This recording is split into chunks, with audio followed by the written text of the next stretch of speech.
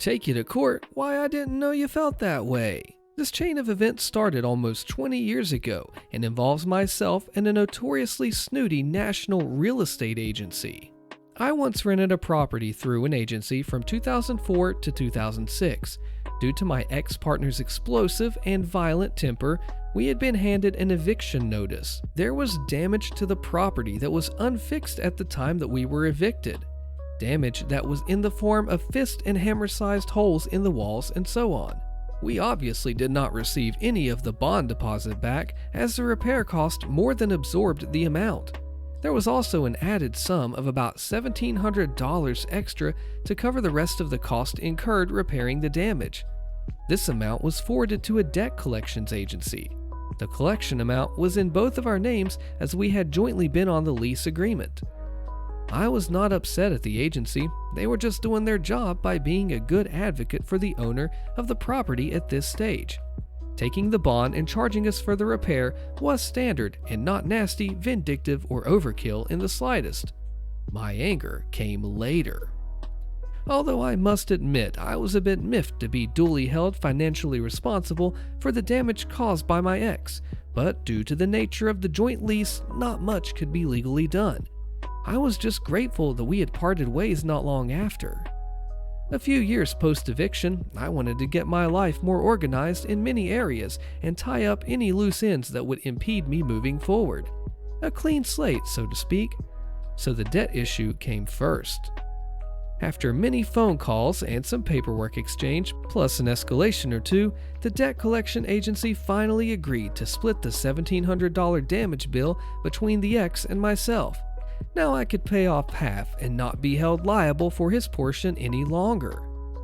This had to be done without his consent, as he refused. I'm unsure as to why, possibly hoping that I would pay the whole lot to rebuild my credit rating, or most likely just to be annoying. Once I had paid off my portion of the collector's debt, I thought that I was done with the whole business and the black mark against my name.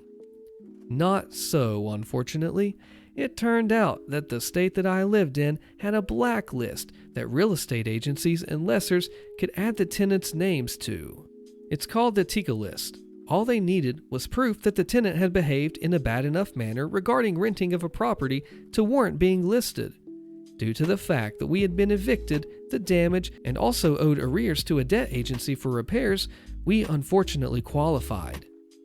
Being on this list made it almost impossible to rent, especially via a real estate agency. After speaking extensively with the RTA, which is a government agency, I found out that I was definitely eligible to have my name removed from the list, so I started taking action for this to happen. I was able to demonstrate good faith by having paid for half of the damages, and it also went in my favor that my partner was abusive and there was legal evidence of this fact. However, I was told that the only way to have my name removed was by the real estate agency, so I approached them and asked them to do so. They were very helpful initially. If I was able to show them proof that the debt was settled, then they were happy to remove my name. At least 7 years had elapsed by this point, so it was considered punishment enough. At the time, after 5 years, your name is usually removed from the TICA list. However, this company apparently kept tabs on who they'd added to the list, and when the person's 5 years expired, well, they just added them again. Dirty tactics indeed, and obviously, I'd been re-added. So I provided relevant documents to the agency and was assured that my name would be removed as soon as they located my file. This apparently had been stored away in archives as much time had passed since I'd rented with them. I was told this would take a week maximum. All good. So I called a week later and was told to wait another week, still in a kind, helpful, and cordial tone. I called again after that time and was told to wait, you guessed it, another week. And this time, I detected a tone of frost in the reply. So I called back more than a week later just to show patience, and now was spoken to in a very haughty manner. I was informed that my request was bothersome, being so because what I asked was not important and finding my file was a waste of their staff time. They would call me when they got around to it. I expressed how important it was personally and then heard the magic words, almost verbatim, If you want us to do this so badly, we will only be forced to help you if ordered. Perhaps you should take us to court if you can't be patient. Goodbye. String me along? Okay, game on. I had a feeling this was all done to avoid removing my name as they found my file. Also that they were stalling and wanted me to stay blacklisted. But I wasn't backing down without a fight, and so I took their advice. I filed against them to have the matter seen in a small claims court. It cost me $35, which would be reimbursed by the agency if I won. I didn't have anything to lose, and I wanted them to know that not all people will hold indefinitely or continue to be unjustly punished for longer than fair. It was listed to appear in about 4 days from filing. As soon as they received the court date paperwork, I was suddenly bombarded with phone calls. How dare I take the agency to court when they were working their hardest to find my file and help me? Doing my best to sound apologetic for taking their advice, I thanked them for the suggestion, as it seemed there would now be a time frame, at least for the matter to be dealt with. On the day of court, I had 3 sheets of paper as my sole evidence. A statement showing that the repair bill had been paid and there was no finances outstanding. A statement from the RTA that I was eligible to have my name taken off the TICA list. And lastly, a document stating that it was at the behest of the real estate agency to remove my name and that they had no good reason not to. Not 1, but 2 agents for the company showed up to court. When it came before the judge, both parties had to give evidence if relevant. I handed in my 3 pages. Seeing them pass the judge a thick folder of paperwork, including photos of the property damage, was rather amusing, considering they supposedly couldn't find my file when last requested. The judge asked them for a statement. They went on for a few minutes about why I didn't deserve to be removed and justified their stance with the photos and prior rental history with them. All I had to reply was that I had paid for my share of the damage, that the damage was due to my abusive ex, and that I had made restitution as much as I could regarding the matter, with no money owing. The judge then asked why I had brought it to court. I explained that the company was dragging their feet removing my name when it was a simple matter, and it wasn't necessarily fair to do so. That I had called them repeatedly and waited while they found my, so hard to locate, paperwork that had somehow miraculously appeared when convenient. That being on the TICA list was harmful to my future chances at renting, and also that my name had been resubmitted after dropping off of the list. The judge queried them why they had added my name again. They stated that it was company policy, and the judge expressed agreement with my stance. I had been punished enough. I had made financial restitution, and now that my file had been located, I was not to be blacklisted anymore. Case decided in my favor. A win. The real estate agency was given 48 hours to submit proof to the court and a copy to myself that I was now off the list. Also, they had to pay for the $35 that I spent taking them to court. The pair of agents walked out in a huff and were on the phone out in the hallway immediately after vacating the courtroom. I floated past them as I was on a justice high. As I got to the lifts, I thanked them for coming and their sound advice in recommending court. Also, that I was grateful for the bottle of wine they would be buying me with the $35 I was to be paid back. The look on their faces was priceless. Isn't this some comeuppance? They take advantage of the person, the company versus little guy, thinking that you're just going to back down and be afraid, but then you step up and take him down. Way to go. What do you do? I once had a neighbor call the police on me for my nighttime adventures, posted by Background Target 940. When I was about 19, I lived with my grandmother. She lived in a semi-detached house. The neighbors to our left were amazing. The neighbors from the right had only recently moved in, so we didn't know much. That was until New Year's Eve that year. My grandmother decided that she wanted to visit family that day, so she agreed for me to have a small party for the occasion at her property. Side note, we lived across from a pub. This will make sense later in the story. At around 11:45 p.m. that night, me and my friends were a little merry and were singing Livin' on a Prayer by Bon Jovi when I hear a very loud banging on our side door. I leave the back door as we never used the side door and started round to the front of the house to see what was going on. As I got to the gate of my backyard, I could see a male figure still banging on my door. When he heard the gate, he spun around and started towards my back gate. I'd never met this man before, but he started screaming at me about how we were being too loud and how they had a baby next door that they couldn't settle, which I wasn't aware of. When my friends heard the screaming, all music was shut off and everyone came to see what was happening. I tried to calmly apologize to this man and explain that we will turn the music down and quiet down and explain that we were just having a little get-together for New Year's and that's why it was going on so late. I'm quite a timid person when confronted with new people, so one of my male friends stood behind me to make sure that I was safe and to make sure that I was comfortable. My friend then plainly stated, "We are across from a pub that is 10 times louder than our little get-together. Maybe that could also be a reason why they were struggling getting their child to sleep." That's when the man started screaming that he was going to off us and terrible other things. All sorts. At this point, a friend of mine decided that it was best to call the police. We called them while this man stood screaming about taking out me and my friends. The police arrived and I walked to them and stated, "It's the man in the gray jumper," to which the man turned round and screamed at me, "I'm not a jumper." At that point, the police could see how hostile this man was and removed him from the property.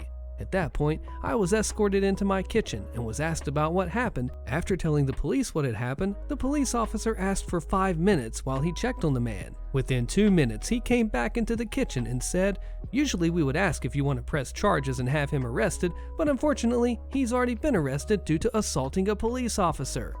Then, when they left, I thought everything was fine, but it wasn't.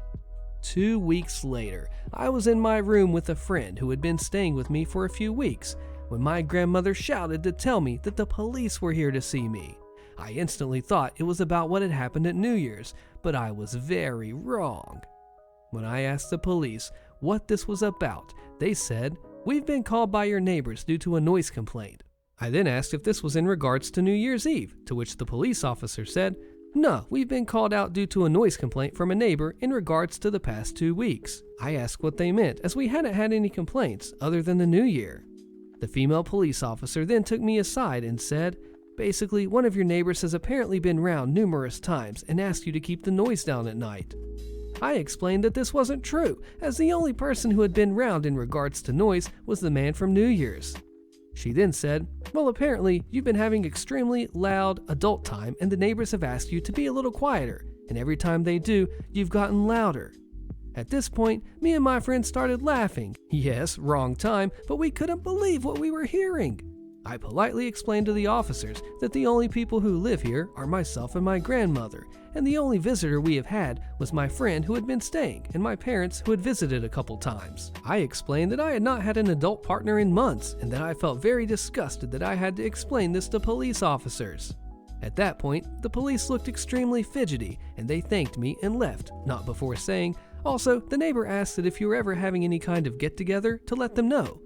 At that point, I knew that the man who had been round at the New Year was part of this. Now, I'm rather petty. Yes, it's not the greatest thing, but I am. So for about 6 months, until they moved out, I would write a letter to both of my neighbors, didn't want to assume, every time we had any kind of get-together, informing them that this would be happening. For example, we're having a barbecue on such a date, or we're having a children's party on such a date. My grandmother loved throwing her grandchildren parties at her home as she couldn't get out much. But I did say I was petty, so every day they would get a letter saying, "Tomorrow we'll have the postman visit." Every time my parents came around, "We're having 2 people visit at such a time on this date." Every time we had a parcel delivered, "Tomorrow we'll have a delivery man visit." It got to the point to where my neighbor's wife came to my home to apologize on her husband's behalf because he wanted the letters to stop, but didn't want to apologize as he felt he had done nothing wrong. So I explained that this was what the police had advised me and that I would happily stop if he himself asked me to. The neighbors who were amazing on the left found every letter absolutely hilarious, even coming out to collect them like the newspaper. Also, my grandmother was just like me. She found the letters hilarious. She found the police coming around about my adult life hilarious. That was just who she was. After they moved, we didn't have any more noise complaints, nor did we send any more letters. My grandmother lived there up to the day she passed, and I still live there now and haven't had any issues since. Nasty neighbor, posted by I Admire Hedgehogs. Got a question to post since I am completely puzzled what to do in this case. I live in a 3-story apartment on the 2nd floor. This is my 3rd year lease.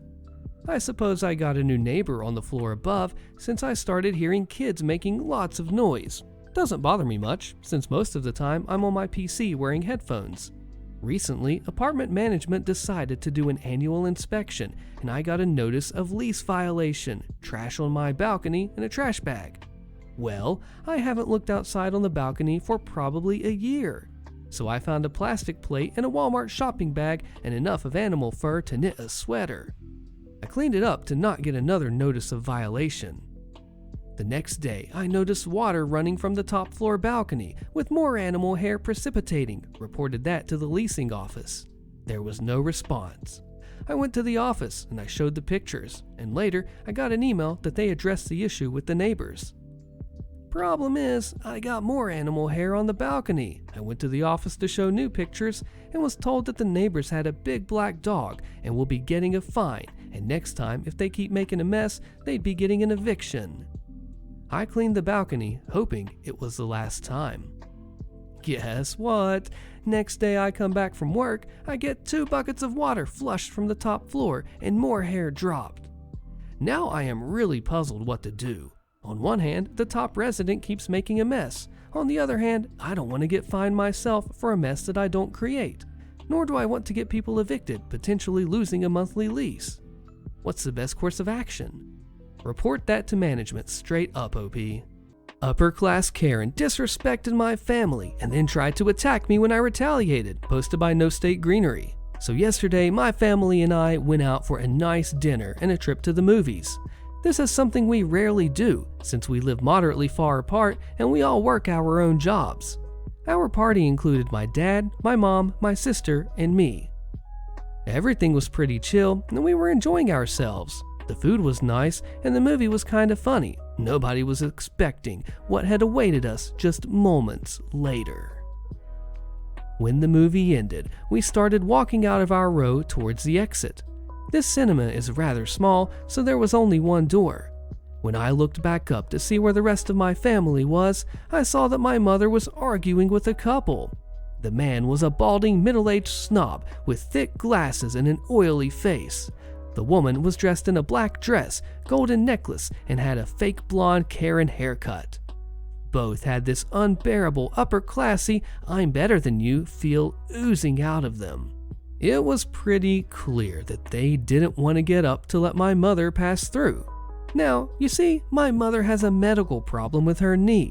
She wanted to pass the row in this specific direction so that she doesn't have to huddle through the whole length of the row to get out.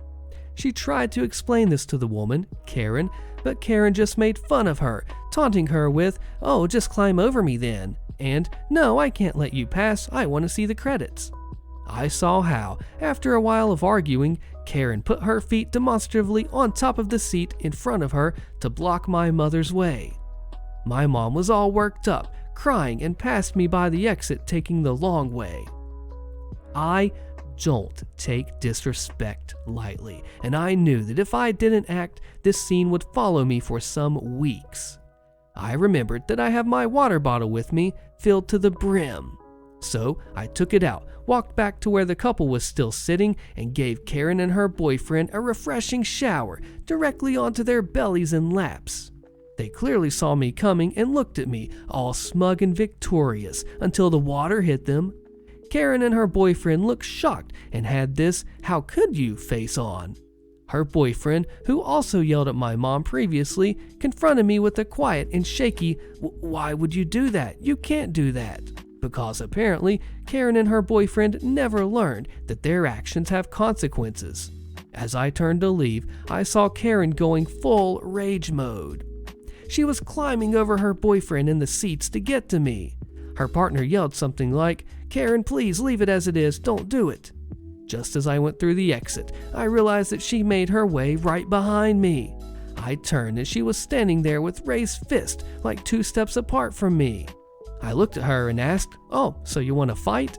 And Karen, glaring with the rage of 1,000 sexually frustrated middle-aged women, sputtered, "Yeah, let's fight." I'm a 23-year-old guy, fairly muscular and big into fighting sports. I've been training both Wing Chun and Muay Thai for quite a while now. since it's fun and it adds to my overall fitness. Don't worry, I didn't obliterate Karen. I also didn't really attack her. I just assumed my fighting stance, took a step forward, and asked her again if she really wants to fight. Karen was still there in all her freshly soaked glory, seething with rage. Now, at this point, I kinda wish she would try to hit me so I could bring her down in an elegant self-defense kind of way. But she just stared at me, so I threw a halfway warning shot, kinda center kick in her direction, not hitting her, but to establish distance. Next thing I know is that Karen ran back into the cinema and my sister and mother were getting in my way to end the situation.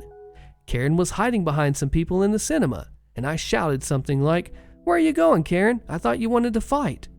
Her balding middle-aged boyfriend walked to the exit, saw me, and went wide-eyed again, completely overwhelmed with this situation. We then turned and left. A very kind woman reassured us that Karen acted weird and uncontrolled. She speculated that Karen was on drugs or something. Well, after all, we got a good story out of our family night, and all Karen and her seemingly enslaved boyfriend got was wet clothes and dirty looks. A fair deal. Update. To all that commented that I escalated the situation, you're absolutely right. This story is about how I reacted right in this moment. You can form your opinion of me based on this story, and that is completely valid. I never was in a situation like this, and I wanted to share my experience. My goal is not to get you to praise me. Based on the comments, there is a large array of different ways on how to act in such occasions. Karen demands my house. I press charges. She violates my property. Click the video on your screen so you find out if Karen wins the property, and I'll see you there.